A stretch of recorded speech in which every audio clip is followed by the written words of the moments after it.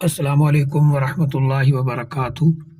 الحمد للہ رب العالمین والعاقبۃ للمتقین والصلاة والسلام علی اشرف الانبیاء والمرسلین نبینا و رسولنا و حبیبنا محمد وعلی آلہ واصحابہ اجمعین، اما بعد۔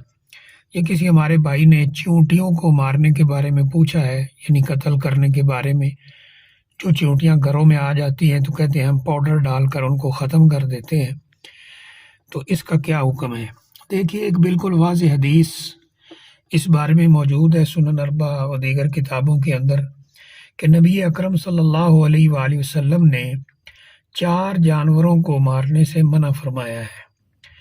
ان میں ایک شہد کی مکھی ہے، نمبر 2 چیونٹی ہے، نمبر 3 ہدہد ہے جانور، اور نمبر 4 یہ ببولا جو چھوٹا سا جانور ہوتا ہے۔ یہ ان 4 چیزوں کو رسول اللہ صلی اللہ علیہ وسلم نے مارنے سے منع فرمایا ہے۔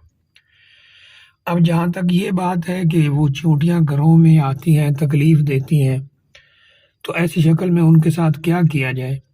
تو بہرحال جہاں تک اس حدیث کا تعلق ہے تو یہ نہیں عام ہے، کیونکہ نبی اکرم صلی اللہ علیہ وسلم کے دور میں بھی چیونٹیاں تھیں، گھروں میں آتی تھیں، تو نبی اکرم صلی اللہ علیہ وسلم نے ان کو قتل کرنے سے، مارنے سے منع فرمایا ہے۔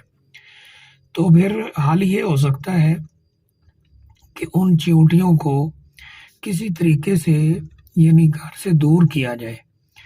اگر مکمل طور پر صفائی رکھی جائے تو وہ خود بخود ہی وہ گھر چھوڑ جاتی ہیں، یا کوئی ایسی کیمیکل رکھ دیا جائے جس سے وہ مرے تو نہیں لیکن وہ گھر چھوڑ جائے۔ ایسا کوئی طریقہ اختیار کیا جا سکتا ہے، لیکن ان کو مارنا یہ جائز نہیں ہے۔ چند علماء یہ فتویٰ دیتے ہیں کہ اگر یہ چیونٹیاں ایسی شکل اختیار کر جائیں کہ یہ انتہائی تکلیف کا باعث بن رہی ہوں، اذیت کا باعث بن رہی ہوں، تو پھر کچھ گنجائش موجود ہوگی ان کے مارنے کے لیے، لیکن عام حکم جو ہے وہ یہی ہے کہ نبی اکرم صلی اللہ علیہ وآلہ وسلم نے ان کو مارنے سے منع کیا ہے۔ تو کوشش کی جائے کہ کوئی اور طریقہ اختیار کیا جائے اور انہیں مارا نہ جائے، کسی اور طریقے سے ان کو بھگایا جائے، تو وہ زیادہ افضل اور بہتر ہے، اور وہی صحیح ہوگا۔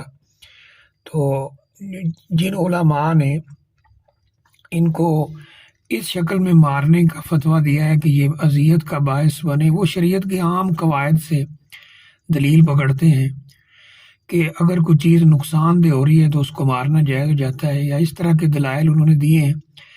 بہرحال جو بات نبی اکرم صلی اللہ علیہ وسلم سے ثابت ہے وہ یہی ہے کہ ان کو مارا نہ جائے۔ واللہ اعلم بالصواب۔